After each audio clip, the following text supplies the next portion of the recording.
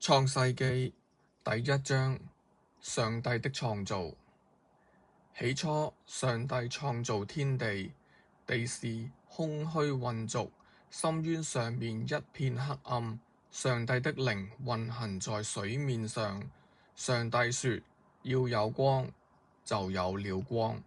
上帝看光是好的，於是上帝就把光和暗分開。上帝稱光為晝，稱暗為夜，有晚上，有早晨，這是第一日。上帝說：眾水之間要有穹蒼，把水和水分開。上帝就造了穹蒼，把穹蒼以下的水和穹蒼以上的水分開。事就這樣成了。上帝稱穹蒼為天，有晚上，有早晨，這是第二日。上帝說：天下面的水要聚集在一處，使乾地露出來。事就這樣成了。上帝稱乾地為地，稱聚集在一起的水為海。上帝看為好的。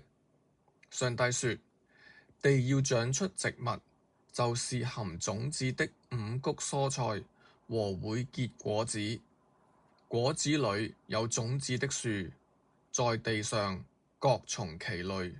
事就這樣成了。於是地長出了植物，含種子的五穀蔬菜各從其類，會結果子，果子裏有種子的樹，各從其類。上帝看為好的，有晚上，有早晨，這是第三日。上帝說：天上要有光體來分晝夜，讓他們作記號，定季節、日子、年份。他們要在天空發光，照在地上。事就這樣成了。於是上帝造了兩個大光體，大的管晝，小的管夜，又造了星辰。上帝把這些光體擺列在天空，照在地上，管理晝夜，分別光暗。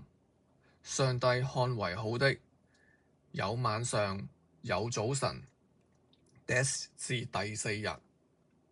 上帝說：水要滋生眾多有生命之物，要有鳥飛在地面以上，天空之中。上帝就創造了大魚和在水裏滋生的各樣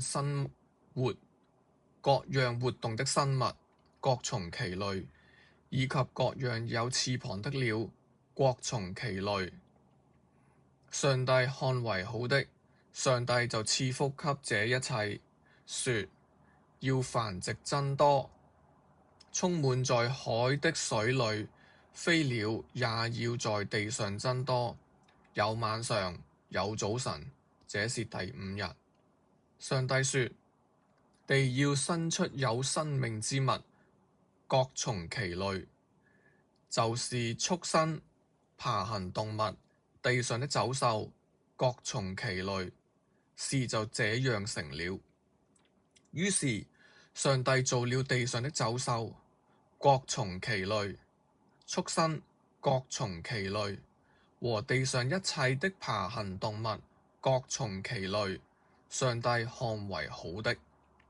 上帝說：我們要照着我們的形象，按着我們的樣式造人，使他們管理海裏的魚、天空的鳥、地上的畜生和全地，以及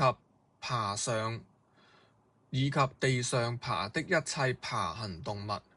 上帝就照着他的形象製造人，照着上帝的形象製造他們。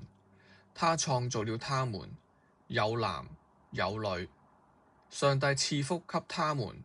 上帝對他們說：要生養眾多，遍滿這地，治理它，要管理海裏的魚、天空的鳥和地上各樣活動的生物。上帝說：看啊，我把全地一一切含種子的五穀蔬菜和一切會結果子、果子裏有種子的樹，都賜給你們，這些都可作食物。